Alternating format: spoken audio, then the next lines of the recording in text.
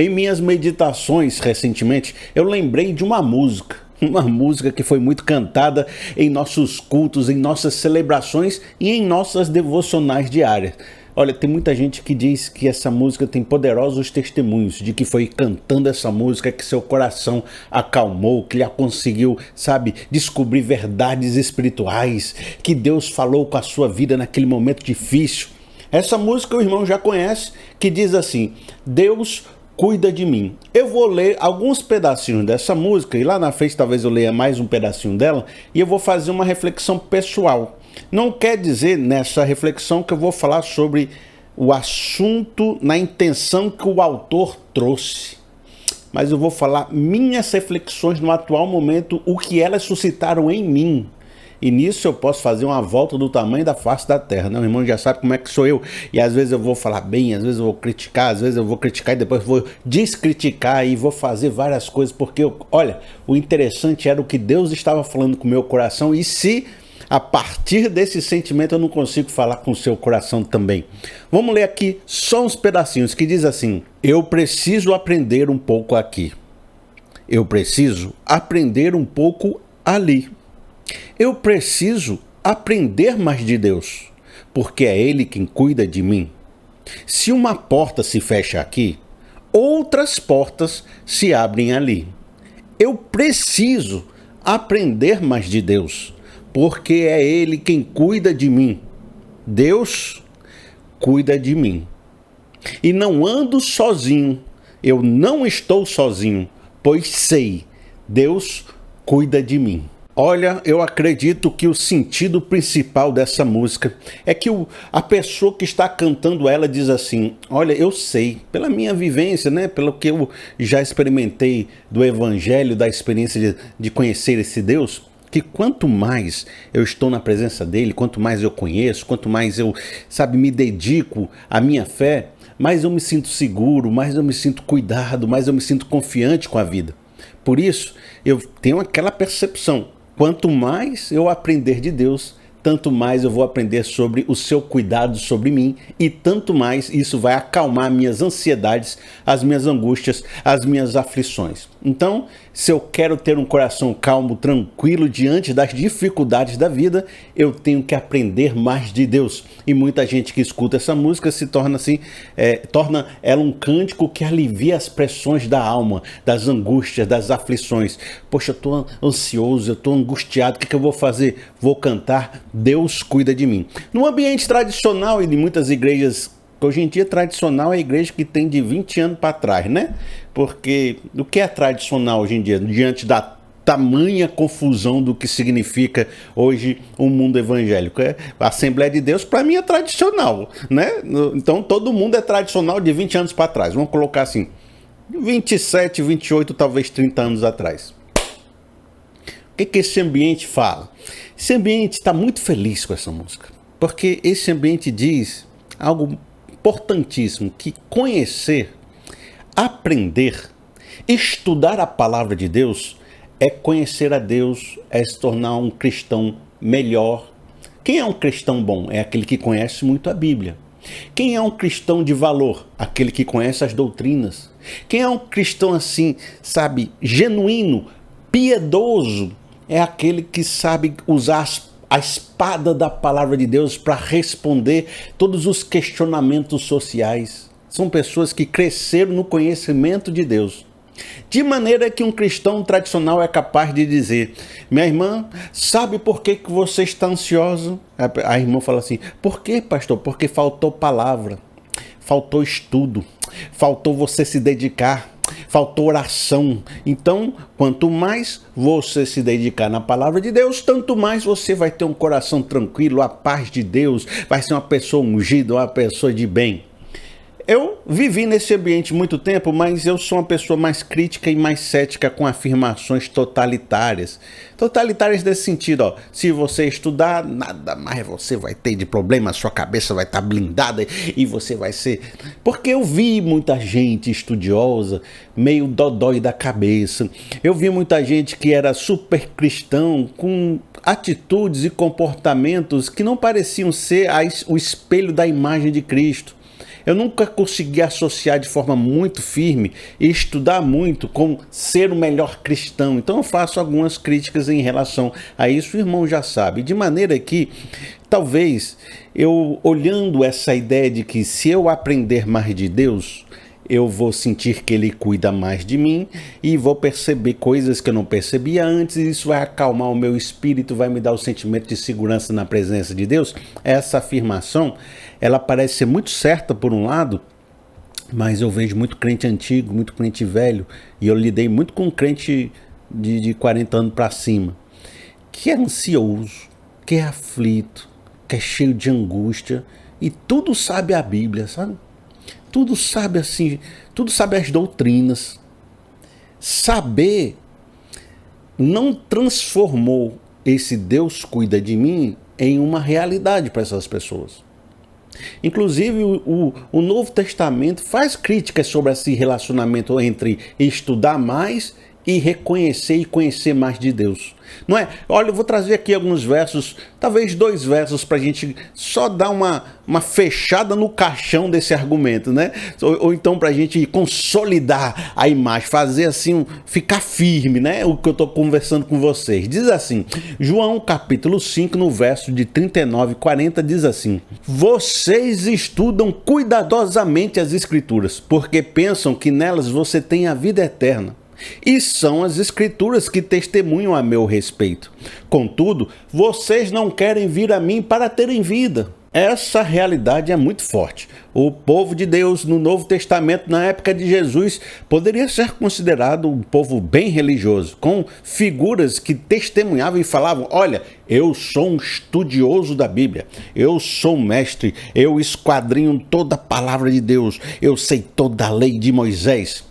No entanto, essas pessoas estudiosas, que conheciam bem quem era Deus através das Escrituras, ao se depararem com Jesus, não reconheciam em Jesus a expressão e a essência da Escritura que ele tinha estudado. E Jesus mesmo criticava isso, dizia: você estuda tanto a Bíblia? Você é um conhecedorzão das doutrinas? Você é um crente aí que diz que é mestre? Você é um cara assim, top das galáxias do estudo bíblico? E como é que eu tô aqui, ó, o Deus encarnado na tua frente, a essência daquilo que você estuda, e você não me reconhece? Quando o jovem rico chegou para Jesus, falando palavra de pregador, quando o jovem rico chegou para Jesus, ele disse: Senhor, o que eu faço para herdar a vida eterna? Jesus falou: rapaz, o que você tem feito aí, né? Como é que está sendo a sua vida? O jovem rico falou: rapaz, eu tenho cumprido todos os mandamentos. Eu sou o exemplo do que poderia ser considerado um hebreu genuíno, um homem de Deus. As mães lá da igreja, tudo querem casar suas filhas comigo, porque dizem: esse aqui é homem de Deus, é homem da igreja. Aí Jesus, conversando com ele, sabendo como é que era o coração dele, disse: pois vamos fazer o seguinte, você quer ser perfeito mesmo, quer ser assim, vida eterna? Então vamos fazer um propósito de vida, vende tudo que você tem, dá aos pobres e vamos andar comigo nesse mundão, pregando a palavra, convertendo os corações, vendo a manifestação do Espírito. Aí sim você vai ser homem de Deus e você vai ser uma pessoa, um cidadão do céu, você vai estar pronto para a vida eterna. Vamos lá? Aí o rapaz saiu triste porque disse que ele amava muito dinheiro. E era isso que Jesus estava combatendo, essa idolatria do coração dele, essa ganância. Estava revelando para esse jovem rico que a sua quantidade de estudo bíblico e a sua quantidade de suposta santificação religiosa era uma fachada, era uma capa, e ele ainda precisava reconhecer-se como pecador, se arrepender de seus pecados, ser mais humilde e andar na presença de Deus. Veja, o que faltou para esse jovem rico? Faltou mais estudo bíblico? Faltou mais doutrinas? Faltou mais escola bíblica? Faltou o quê? Faltou ver mais vídeo no YouTube? Não sei. Ele parecia ser alguém que conhecia muito bem tudo que estava disponível na época de recursos de ensinamentos, de esquadrinhação da Bíblia. Parece que às vezes não é conhecer mais a palavra ou da maneira como a gente entende na religião. Existe algo a mais que precisa acontecer para esse conhecimento. Deus cuida de mim. se tornar uma realidade no meu coração e acalmar a minha ansiedade. Agora, pode ser que o irmão esteja achando que eu estou fazendo críticas a igrejas, né? Estou criticando a maneira dos religiosos evangélicos de conhecerem a Deus e por isso que é todo mundo um pessoal que não sabe nada. Eu não estou dizendo isso não.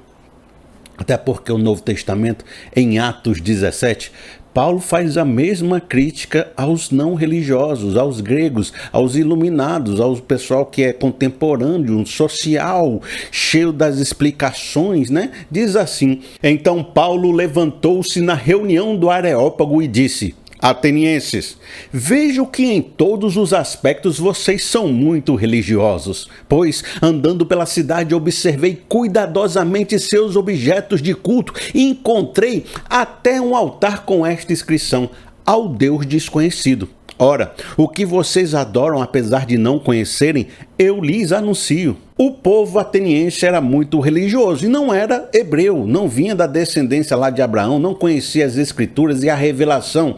E esse povo, que se considerava muito conhecedor das coisas espirituais, também estava desconectado de Deus. E Paulo faz diversas críticas e tenta ensinar um Deus verdadeiro usando um ponto de contato social que era um altar ao Deus desconhecido. E essa palavra é muito firme. Embora nós tenhamos muita religião, talvez Deus ainda permaneça desconhecido. E talvez, e aqui eu vou puxar o nosso carro, né, para nossa reflexão sobre a música. Talvez o que essa música possa estar querendo nos dizer é que, embora conheçamos a Deus, embora tenhamos muitas reflexões sobre Deus, embora tenhamos muitas afirmações sobre Deus, Deus ainda permanece, de certo modo, desconhecido de nós. O irmão pode dizer, porque quem tem a mente espiritual, ele consegue discernir as coisas espirituais. Por isso que um cristão verdadeiro no Novo Testamento, que tem a presença do Espírito Santo, conheceria plenamente a Deus e não teria ansiedade. De novo, são afirmações totalitárias fortes, mas que na realidade a gente vê que não é bem assim. O próprio apóstolo Paulo fala: hoje conhecemos em parte, amanhã conheceremos como que plenamente. Hoje vemos como que por espelhos, amanhã veremos face a face. Há coisas do evangelho que nos foram reveladas, há outras que ainda não foram. Há coisas que nós compreendemos da maneira como Deus queria que compreendêssemos, e há outras coisas que hoje ainda a gente precisa crescer mais nesse evangelho para conseguir entender, de maneira que o evangelho e mesmo o conhecimento de Deus para os indivíduos específicos ainda eram vir a ser, e só seremos plenamente no porvir. Me estiquei nessas explicações, né? Só para dizer que, olha, eu não sei se o caminho é aprender mais de Bíblia, da forma como nós dizemos que tem que ser. Embora eu acho que aprender Bíblia é muito importante. Mas falta algo. Veja, a música diz assim: eu preciso aprender mais de Deus, né? Porque é Ele quem cuida de mim. Se uma porta se abre aqui, outra se fecha ali. Ele está falando coisas sobre algo que ele já aprendeu. Ele diz: eu sei que Deus cuida de mim. Então ele sabe. Ele sabe que quando uma porta se fecha, outra se abre. Ele sabe que Deus cuida dele. Ele sabe muita coisa. A música não é uma pessoa ignorante falando com Deus. É uma pessoa que já conhece. Já sabe muitas doutrinas, né? Poderíamos dizer assim. Já sabe que Deus é um Deus provedor. Que viver na dependência de Deus é o melhor caminho. Que quando as coisas estão difíceis, você pode clamar a Deus e Deus mostrar uma direção. Que Deus vai ter uma saída para o seu caminho. Embora ele saiba tudo isso, ele diz que precisa aprender tudo isso. Não é uma ambiguidade? É como se eu dissesse: eu sei que Deus salva, mas eu queria aprender que Deus salva. Mas você não acabou de afirmar que Deus salva? Foi. Então por que você quer aprender que Deus salva? Porque eu preciso saber que Deus salva. Porque se eu souber que Deus salva, eu vou me sentir salvo. Mas você não já sabe que Ele é salvo? Eu sei, mas é como se eu não sentisse. Eu sei, mas eu não sinto. Eu preciso aprender mais que Ele salva para ver se eu sinto. Mas eu já sei que Deus cuida de mim. Por que eu preciso aprender mais de Deus? Para saber que Ele cuida de mim, mas eu já falei que Ele cuida de mim. Eu estou falando algo que parece conversa de doido, mas é isso que eu vejo muitas vezes na igreja, eu vi durante a minha vida, e às vezes tem gente que não entende a profundidade do que eu estou falando porque não conhece gente, não viveu com pessoas, não sabe como elas raciocinam. E às vezes eu estou conversando com essas pessoas, são pessoas reais, que têm na sua cabeça pensamentos muito semelhantes a esse. Quantas vezes eu vi pessoas chegando para mim dizendo assim: pastor, faz uma palavra sobre que Deus é soberano, que Ele é poderoso, que Ele é maravilhoso, que Ele é grandioso e que se a gente confiar nele, a nossa vida vai ser melhor e a gente vai poder ter assim uma direção, um propósito e as coisas vão acontecer e a gente vai ter mais fé. Pastor, faz uma palavra dessa que eu estou precisando. Aí eu digo para a pessoa assim: meu irmão, mas o que você quer que eu diga que tu não já disse aí na tua palavra aí?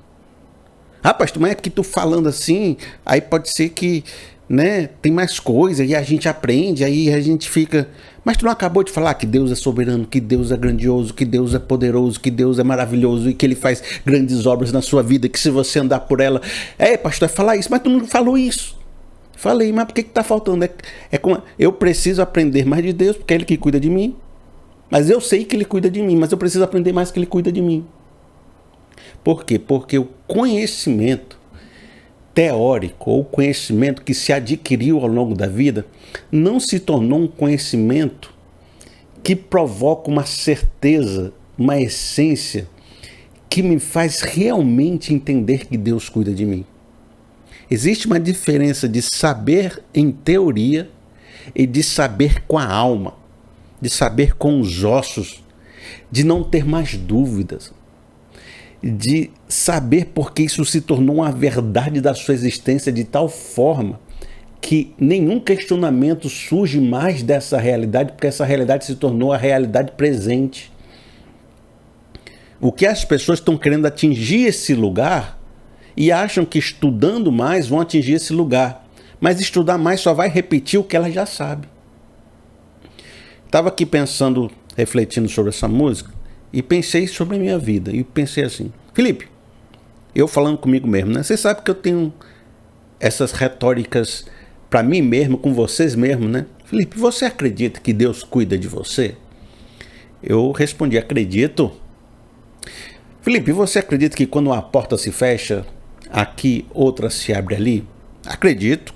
Isso aí, firme. Felipe, você acredita na dependência de Deus? No Deus proverá? No Deus que está junto com a gente, que eu não ando sozinho, porque Deus está ali comigo nas lutas e na batalha? Acredito. Estou acreditando. Você tem dúvida? Você precisa ter uma palavra bíblica que te repita isso, porque você ainda não aprendeu, não sente com os ossos. Isso não é uma realidade da sua vida? Não preciso, não. Isso é uma realidade na minha vida. Fui sincero. Eu vou mentir? Não vou. Fui sincero. Essa é uma verdade que eu entendo, que é uma verdade na minha vida.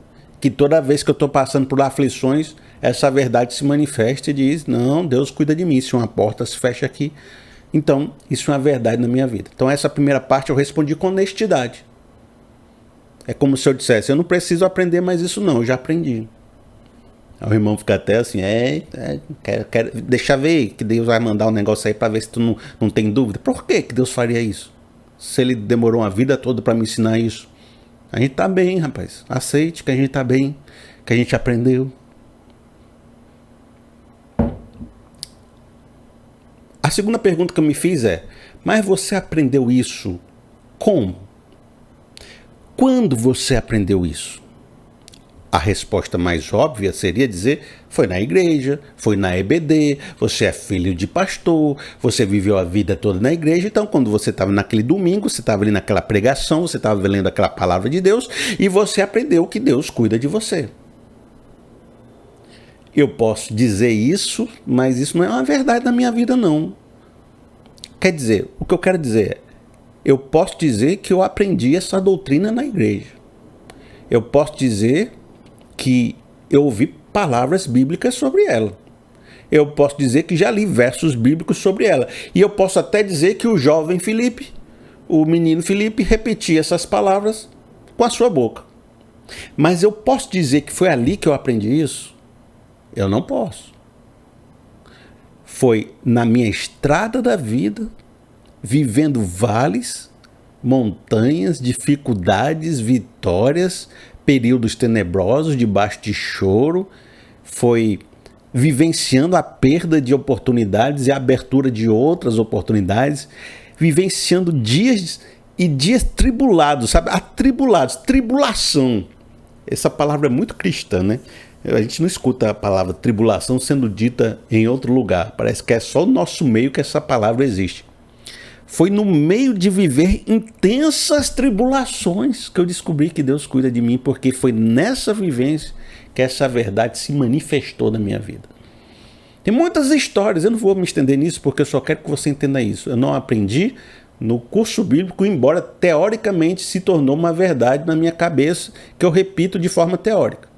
Mas a verdade aprendida com os ossos, com a alma, foi na vivência da vida. E talvez, você já ouviu aquela palavra que diz assim, olha, a vida toda eu ouvi falar sobre esse texto bíblico, mas naquele dia que o pastor pregou, até me arrepiou todinho, foi no acampamento 2017, o pastor pregou, ó, já tinha ouvido aquela palavra a vida toda, nunca senti aquilo, mas naquele dia que o pastor pregou, aquela palavra fez um sentido tão grande que ela mudou a minha vida. Aquela passagem bíblica. Quantos, levante a mão aí, estou no culto, levante a mão aí. Quantos já ouviram falar sobre isso? A mesma passagem ouvida na IBD, ouvida no Irmão do Pequeno Grupo, ouvida numa pregação na internet, ouvida num livro. Você lia, ó, é interessante, olha mesmo, interessante. Mas naquele dia, depois de você viver uma estrada longa, você ouviu ela de novo e ela fez sentido. O que eu estou conversando de certa forma com vocês é que, para a gente compreender determinadas verdades com a vida, que ela saia de uma teoria para se tornar uma verdade profunda, um encontro especial com Deus, é preciso que a sua vida crie um tipo de maturidade, experiência e vivência capaz de absorver essa verdade. Pense. Estou te falando algo que eu percebo muito forte na vida. O irmão pode não acreditar no que eu estou dizendo, porque está muito arrogante ainda que nem um jovem rico. Mas um dia Jesus vai chegar para você e vai mostrar as inadequações que você ainda não percebia sobre você mesmo. Existem verdades de Deus que precisam de uma mente capaz de compreendê-la. Não é compreender em teoria, mas compreender com os ossos. Eu estou usando muito esse adjetivo, né? Aprender com os ossos, porque eu não consigo traduzir o que eu quero dizer para você. E isso parece que traduz. É com o íntimo, com a verdade da alma. Como se a realidade se manifestasse dessa forma, de uma maneira tal que todas as dúvidas se dissipassem, porque se tornou real para você. Você não tem dúvida que essa mesa está na sua frente. Ela está na sua frente. Porque ela é real. Que faz parte da existência. E existem verdades bíblicas que só vão fazer parte da sua existência quando a sua mente chegar num lugar que consiga compreendê-la. Então, para algumas coisas fazerem sentido, é preciso que você viva uma vida. Eu vou desenvolver um pouquinho mais esse conceito através de uns textos bíblicos com vocês. Diz assim, Lucas capítulo 15, no verso 17 a 19. Caindo em si, ele disse: quantos empregados de meu pai têm comida de sobra e eu aqui morrendo de fome? Eu me porei a caminho e voltarei para o meu pai e lhe direi: Pai, pequei contra o céu e contra ti. Não sou mais digno de ser chamado teu filho. Trata-me como um dos teus empregados. O que o filho pródigo está nos contando nessa afirmação? De que ele já sabia como seu pai tratava as pessoas, como era a índole do seu pai, como ele administrava os seus negócios, como ele era uma pessoa bondosa, como ele tinha sucesso naquilo que ele realizava, como as pessoas eram felizes quando estavam próximas dele. O que ele está dizendo? Que ele já sabia um monte de coisa.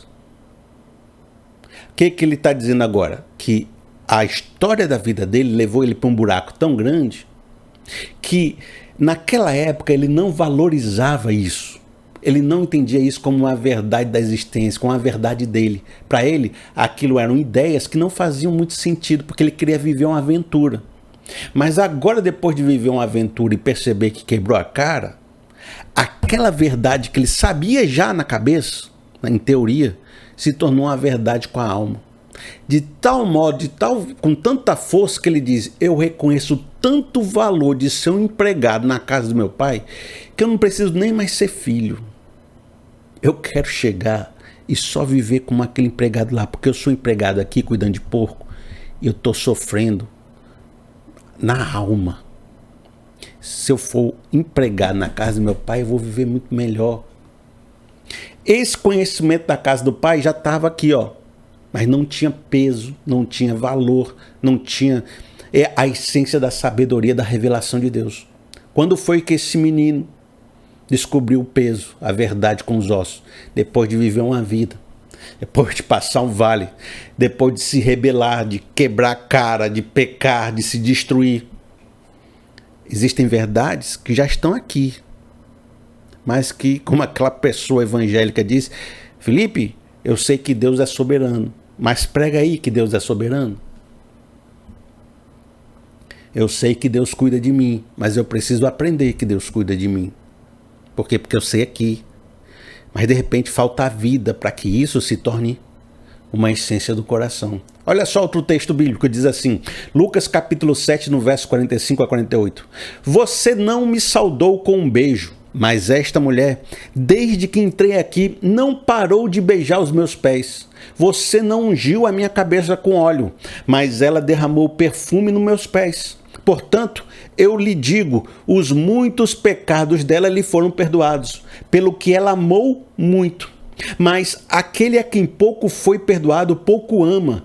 Então Jesus disse a ela: seus pecados estão perdoados. O irmão já conhece muito essa passagem, eu não preciso me debruçar muito dela, mas é importante você saber que tinha uma pessoa que achava que era santa, achava que era perfeita, estava do alto do seu orgulho recebendo Jesus e não tratava Jesus como Deus, como se estivesse recebendo uma grande bênção, como se estivesse ali aos pés do Senhor.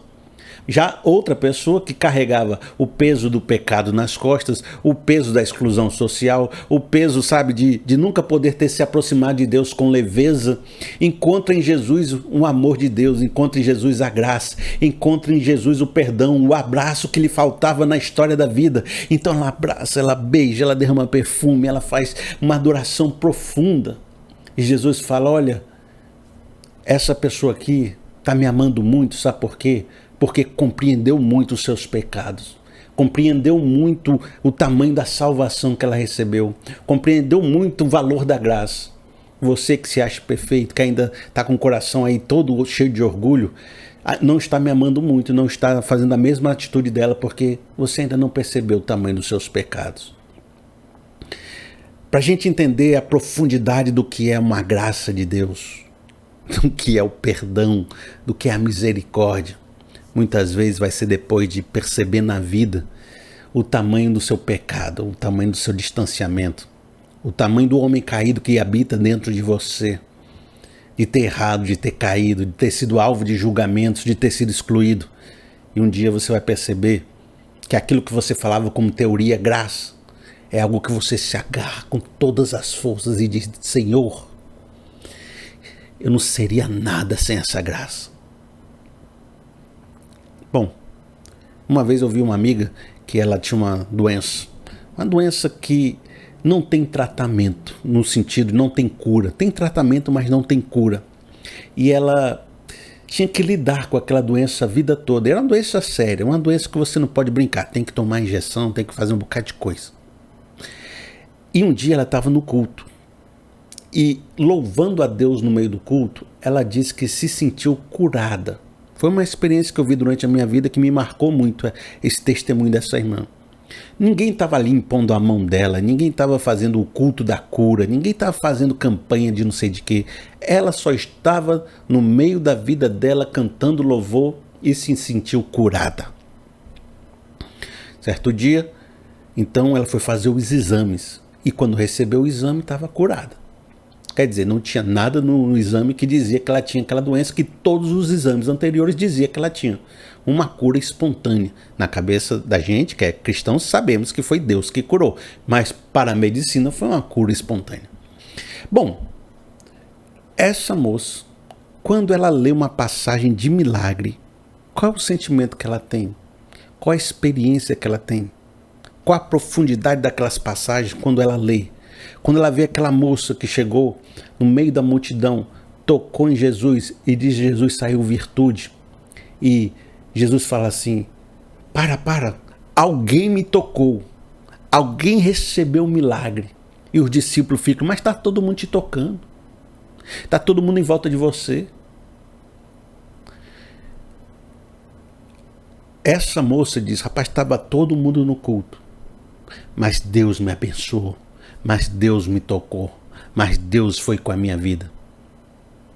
E todo mundo pode dizer, mas está todo mundo no culto, mas Deus falou comigo. E a maneira como essa moça lê passagens bíblicas de milagre é totalmente diferente da gente. Porque ela lê aquilo com a verdade, com a essência, com os ossos, de uma forma que quem nunca vivenciou um milagre não consegue ler. Mas diante dessa verdade segue-se uma dificuldade. Por quê?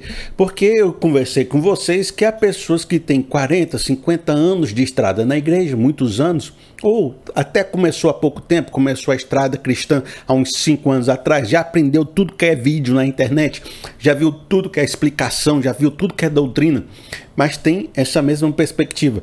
Eu aprendi que Deus cuida de mim, mas eu preciso aprender que Deus cuida de mim, porque quanto mais eu aprender, mais isso vai ser uma verdade. Então eu preciso, porque eu já sei com a cabeça, mas ainda não sei com o coração, e de maneira que eu sou de Deus, eu sou crente, eu estou na vida cristã, eu estou estudando, mas ainda sinto ansiedade, ainda sinto aflição, ainda sinto problemas que eu sei que não deveria sentir, e como é que eu faço? E sabendo pelo esse nosso ensino de que essa pessoa vai precisar algo mais do que estudo, uma vida, uma estrada, uma experiência, uma profundidade de compreensão para que ele possa naquele dia dizer, eu sempre vi essa passagem, mas agora ela fez sentido. Segue-se o problema. Eu vou estar com esse monte de crente em volta de mim, dizendo que estudou a Bíblia e que está com ansiedade, e eu como pastor dizendo como é que eu faço para injetar no coração deles que Deus cuida deles, uma vez que eles precisam de experiências e profundidades para chegar nessa realidade. O irmão recebe um bocado de spam toda hora eu recebo esses spam, aí fica tremendo meu celular. Ô bicho miserável esse spam. Então como é que eu faço? Como pastor, como professor, como mestre, que quero que a pessoa entenda com os ossos, mas ela só entende com a teoria. Eu não tenho como forçar essa pessoa a viver uma experiência transformadora, embora a gente, como cristão, né, façamos um monte de métodos, acampamentos, campanhas, estruturas, para ver se a pessoa vive essa experiência. Parece até aquele povo que dizia assim antigamente, né? Os antigos que eu não concordo muito não, que diz assim, rapaz, para você aprender a ser batizado com o Espírito e falar em línguas, você vai fazer o nosso acampamento, a escola do falar em línguas. Aí levava a pessoa para o acampamento, agora você fica clamando, fica lendo a Bíblia, fica clamando e fica, né, cantando hino, e daqui a pouco você vai ter uma palavra aí, um negócio, uma manifestação especial, né? Querendo forçar a experiência na vida de uma pessoa. E em relação a isso, existem diversos tipos de experiência diferentes. Pessoas espiritualistas aí vão levar você para o meio da selva, vão botar você para tomar um chá de cipó, para você ter uma experiência química e dizer que isso foi espiritual também. Então, tem várias pessoas tentando forçar experiências. E eu não acredito nisso. Eu acho que Deus se manifesta na vida da gente a partir do momento que nós caminhamos com Ele, e as experiências vão acontecer à medida do que for o propósito de Deus na nossa vida, de maneira que está aqui a dificuldade. Eu não quero que você fique ansioso. Eu não quero que você fique cheio de angústia. Eu não quero que você fique cheio de aflições. Eu estou te ensinando para você não ficar. Eu estou ensinando a palavra. Eu estou ensinando palavras de fé. Mas você fica ansioso e fica dizendo: eu preciso aprender mais. Porque se eu souber que Deus cuida de mim, eu não vou ter essa ansiedade. Mas, meu irmão, você não já sabe que Deus cuida de você. Mas eu preciso aprender mais. Porque se eu aprender mais... E como injetar vida numa pessoa que lhe falta vida? Existe uma resposta mais preguiçosa para essa questão. Ela diz assim: Felipe, para de ansiedade em relação a isso. Ensina a palavra para as pessoas e manda elas viver a vida com ansiedade, com angústia, com aflição, de todo jeito. Porque aí, na época certa, Deus vai fazer a obra. Deixa ela viver os caminhos, né? Ela vai viver as experiências, os sofrimentos, as angústias. Quando for daqui a 10 anos, aí ela vai dizer: rapaz, eu sempre vi essa passagem, mas nunca ela falou comigo com a verdade. Mas hoje Deus falou comigo, porque hoje eu senti que Deus, né, me revelou uma verdade profunda, né? Então, deixa a pessoa viver. Para de ter essa ansiedade de querer ensinar coisas que você não vai conseguir ensinar mesmo, né? Seria a resposta preguiçosa, né? Então, o que a gente faz? Faz nada. A pessoa fica: eu preciso aprender mais de Deus, porque cuida de mim, né? E vai ficar cantando isso 10 anos sem aprender. Vai ficar vendo todo tipo de curso bíblico, todo tipo de vídeo, e até aquele dia onde ela vive uma experiência.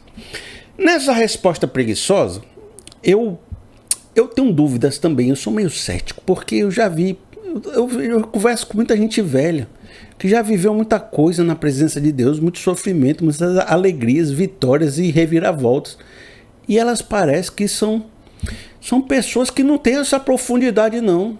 Uma vez falei com esse rapaz, ele estava ficando desempregado, desesperado, que não sabia cadê o Deus que abençoa, cadê o Deus da provisão. Felipe, eu tô aqui clamando e Deus não abriu a porta. Igual essas coisas, se uma porta se fecha, outra se abre, mas ele estava só dizendo que estava a porta se fechando. E essa pessoa velha, meu irmão, sei lá, 50 e tantos, 60.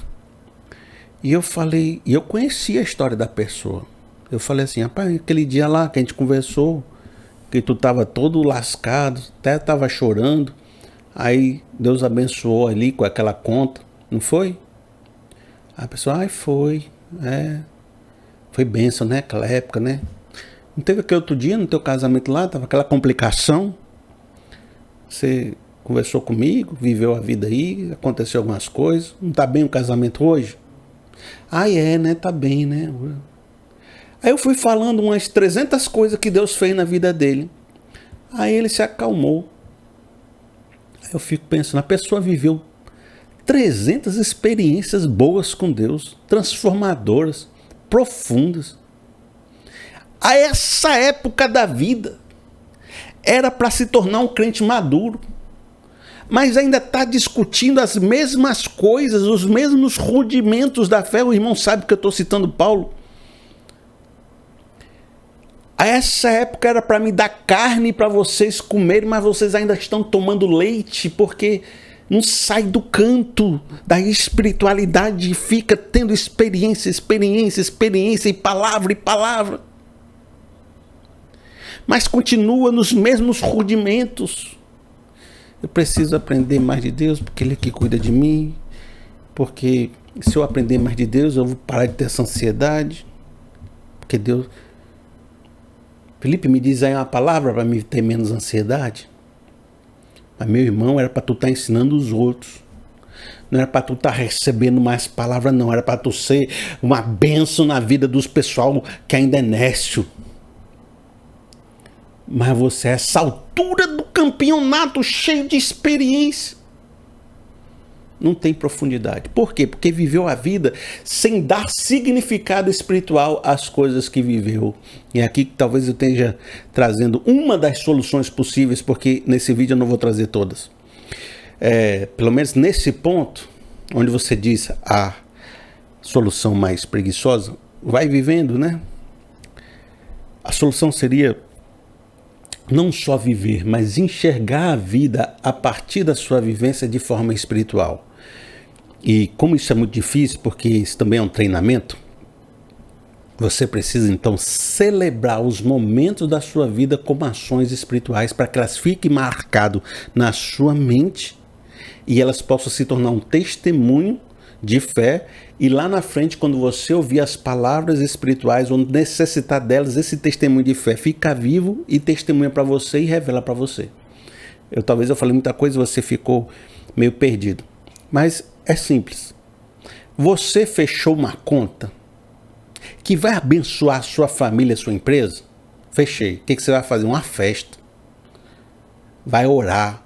Vai chamar o povo da igreja. Vai fazer uma celebração. Vai matar um cordeiro gordo e vai fazer um churrasco com todo mundo. E vai dizer, até aqui o Senhor nos abençoou. Você casou um filho, faz uma festa, bate tambor.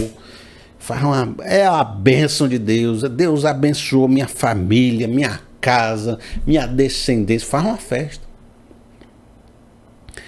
Todos os momentos da sua vida devem ser celebrados em nome de Jesus. Deve ser celebrado com olhos espirituais da fé, de maneira que fique marcado na sua mente os momentos. Faz um mural de agradecimento na sua vida. Porque você vai esquecer dos dias que Deus te abençoou, que Deus cuidou de você. Porque tem gente que não tem miolo não. Faz um mural. Olha essa foto aqui, esse momento, faz um mural. Quando você menos esperar, aqueles testemunhos vão estar tão vivos na sua mente que você vai parar de duvidar e vai dizer, eu sei, Deus cuida de mim. Talvez o amigo diga que é o seguinte, se quem tem mais vivência e experiência adquire mais profundidade, mais capacidade de interpretar a vida, porque passou por diversas situações, e quando essa pessoa aprende da palavra de Deus, aprende de forma mais profunda do que só um conhecimento teórico, então essa é a resposta menos preguiçosa que eu vou dar para você. Então segue-se que se essa pessoa viver mais, se expor mais à vida, dizer sim para alguns ministérios que estão sendo oferecidos para ela, se envolver com pessoas para ajudá-las a caminhar, pessoas estão precisando de ajuda, você vai lá, se envolve com a vida, em vez de dizer assim, não, vou me envolver não, vai me encher de preocupação, vai me encher de problema na vida, me envolver com fulano. Não, se envolve porque essa relação, essa complicação, esse ajudar, essa palavra de Deus que você vai dar para ele, vai receber, vai orar junto, vai gerar em você experiências profundas e aí, quando você ouvir determinadas palavras e verdades, ela se torna uma essência na sua história. Então, viaje, aprenda de novas culturas, se relacione com pessoas da igreja diferentes, viva, se envolva, cresça, diga sim para a vida. E aí você vai viver experiências de monte, de vale, vai experimentar vitórias, derrotas e todas essas experiências em conjunto vão formar um arcabouço mental mais profundo capaz de absorver melhor verdades espirituais. De maneira que eu acredito que, segundo o nosso ensino que a gente está fazendo aqui, você tem uma determinada verdade, né, dentro de você. Você está falando algo que realmente eu entendi. Porém, eu também vejo pessoas que têm vivências enormes como essa, carregando dois problemas. Um primeiro problema é que quanto mais você assume propósitos na sua vida, tanto mais você carrega também uma cruz. Porque cada vida, cada missão aceita, cada missão recebida, carrega um peso de cruz. Existem vitórias, existem experiências espirituais na caminhada, mas existem cruz. E se você fica pegando experiência, vivência, ministério e ações que não são para você, você está carregando pesos que você não aguenta, histórias que você não consegue lidar, locais que Deus não te colocou. E o irmão já sabe pela história de vida e pela experiência bíblica de que se você assumir problemas e dificuldades e missões que não são suas, você tanto vai sofrer, quanto você vai sofrer todas as pessoas que você quer ajudar, porque não era para tu estar fazendo aquilo.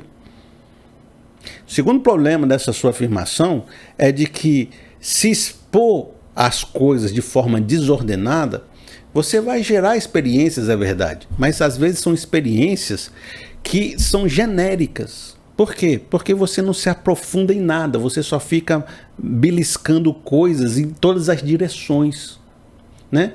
Você está sempre na margem do mar, ou está sempre na superfície do mar. Está aqui o mar.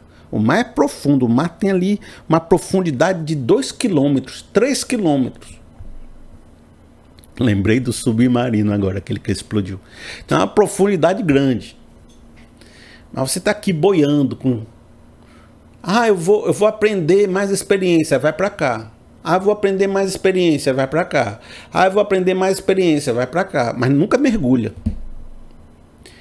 Verdadeiras manifestações espirituais não vêm com ensino genérico, com a vivência genérica. Vêm com assumir um propósito, um chamado de Deus, a essência de Deus da sua vida, e mergulhar, aprofundar-se nessa experiência.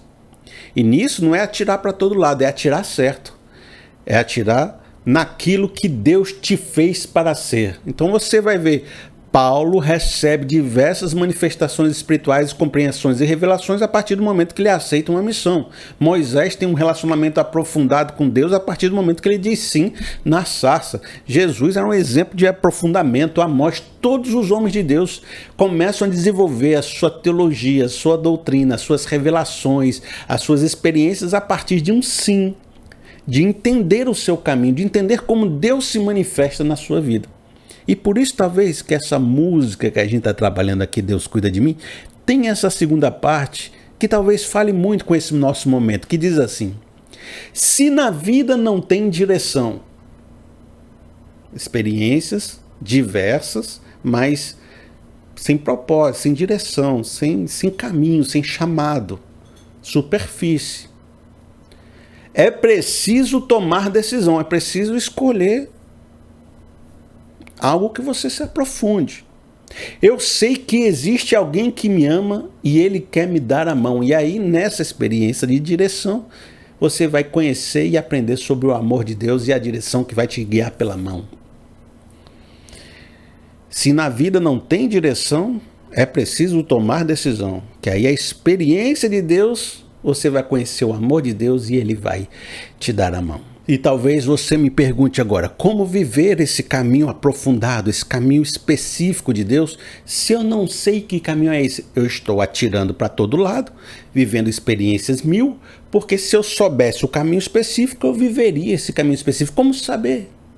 Ora, a explicação está na mesma afirmação. Se é específico, então diz respeito à sua vida. Porque tudo que é geral é para todos. O que é específico é para uma pessoa só. E se é para uma pessoa só, nós estamos falando de você. Como saber a manifestação de Deus através do específico da sua vida? Descobrindo quem você é. Descobrindo quais são os dons e talentos que Ele colocou na sua mão. Descobrindo como seus traumas, vivências, experiências e família comunicam sobre a sua história. Fazendo uma investigação, trabalhando o autoconhecimento. Quanto mais você conhecer sobre você mesmo, tanto mais você vai conhecer sobre como Deus te preparou e te usa nessa vida, e tanto mais você vai poder viver o específico de Deus. Agora veja, nessa nossa explicação, talvez aquela palavra, eu preciso aprender mais de Deus, porque é Ele quem cuida de mim, se torna um pouco mais diferente, mais profundo, porque agora você pode dizer que aprender mais de Deus também significa aprender mais de mim. Porque se eu aprender mais sobre mim, eu começo a compreender o que Deus quer de mim e o que Ele pode fazer através da minha vida e assim conhecer mais a Deus, porque eu vou me envolver nesse projeto de Deus e Deus vai se manifestar nesse processo. Eu preciso aprender mais de mim para que eu possa aprofundar o conhecimento de Deus. No entanto, apesar desse conhecimento já ser poderoso, já ser profundo, ele está incompleto. Por quê? Porque quando nós nos dedicamos a aprender mais de nós, significa que nós vamos também fazer um processo de introspecção, de reflexão, de análise, de ruminar nossos pensamentos. A gente vai precisar aprender quem nós somos na essência, e isso significa viajar um pouco para dentro de nós. Acontece que você, cristão, sabe quem é que está dentro de você. Eu vou reforçar esse entendimento através de uns versos para você lembrar a resposta para essa pergunta. No cristianismo, quem é que habita dentro de você? Diz assim João capítulo 14, no verso 16. E eu pedirei ao Pai, e ele lhes dará outro conselheiro para estar com vocês para sempre, o Espírito da verdade. O mundo não pode recebê-lo porque não vê nem o conhece, mas vocês o conhecem porque ele vive com vocês e estará em vocês. 1 Coríntios capítulo 13, no verso 16. Vocês não sabem que são santuários de Deus e que o Espírito de Deus habita em vocês? 2 Coríntios capítulo 1, no verso 22. Nos selou como sua propriedade e pôs o seu Espírito em nossos corações como garantia do que está por vir. Gálatas capítulo 2, no verso 20. Fui crucificado com Cristo. Assim, já não sou eu quem vive, mas Cristo vive em mim. A vida que agora vivo no corpo, vivo pela fé no Filho de Deus que me amou e se entregou por mim. E é aqui que está a evolução do conhecimento. Aprender mais de mim não significa uma busca por ensinos psicológicos somente, por um processo de autoexame, de ficar fazendo alguns testes para ver que tipo de dons e talentos você possui, ou de ficar ruminando muito seus pensamentos. Sabe, aprender mais de si é também se encontrar com Deus, o Deus que está habitando dentro de você, o Espírito Santo. Porque ao viajar para dentro de mim, pensar nas minhas emoções e nos meus sentimentos, eu vou também me encontrar com Deus no meu interior. E o que eu quero encontrar não é quem eu sou hoje exatamente, porque existe um velho homem, existe uma carne dentro de mim. Quem eu quero encontrar é o projeto que Deus tem para mim. E esse projeto ainda pode não ser uma realidade, é um vir a ser. Tanto pode ser uma realidade como um projeto. Porque Deus nos criou com esse projeto, mas o pecado deturpou a nossa vida. Mas quando eu viajar para dentro, me encontrar com o Espírito Santo, investigar minha alma, estou em busca daquilo que eu deveria ser e ainda não sou. Eu vou me conhecer como eu sou, mas também vou conhecer quem Deus deseja que eu seja. E eu sei que se eu viver o projeto que Deus quer que eu viva, é nesse processo que Deus vai se manifestar na minha vida e aquela compreensão com os ossos vai acontecer. E aí então significa que eu viajo para dentro, me descubro o projeto que Deus tem para mim, me relaciono com esse Deus e aprendo um pouco desse Deus. Vivo minha vida segundo esse propósito e aprendo de Deus na manifestação de Deus durante esse propósito. Faço os meus momentos de celebração espirituais para que eu possa enxergar cada momento da minha vida, cada porta aberta como uma bênção de Deus. E no final desse processo todo, talvez eu termine dizendo: Deus, eu sei, Deus cuida de mim.